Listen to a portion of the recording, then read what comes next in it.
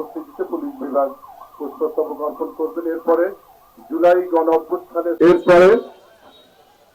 জেলা বিএনপি অঙ্গ সংগঠন তারা তাদের উত্থানের শহীদ পরিবারের কোন সদস্য থাকলে দয়া করে আমাদের সাথে একটু দেখা করবেন। একজন দপ্তর রাজনৈতিক সামাজিক সংগঠন আমরা যাদের নাম ইতিমধ্যে পেয়েছি, জেলা প্রশাসন সিরাজগঞ্জ, জেলা প্রশাসক জনাব মোহাম্মদ আমিনুল ইসলাম, জেলা প্রশাসক উপজেলা ম্যাজিস্ট্রেটের উপস্থিতিতে পুষ্পস্তবক অর্পণ করছেন। সাথে রয়েছেন জেলা প্রশাসনের অন্যান্য কর্মকর্তা।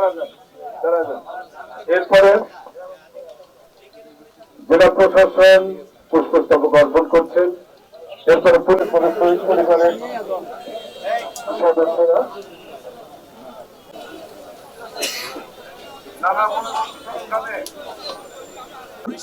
এজন্য আমরা আন্তরিকভাবে দুঃখ প্রকাশ করছি।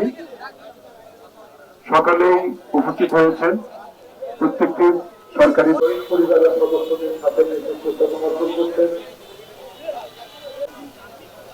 শিক্ষা প্রকৌশল অধিদপ্তর এগিয়ে যান, অধিদপ্তর সিরাজগঞ্জ।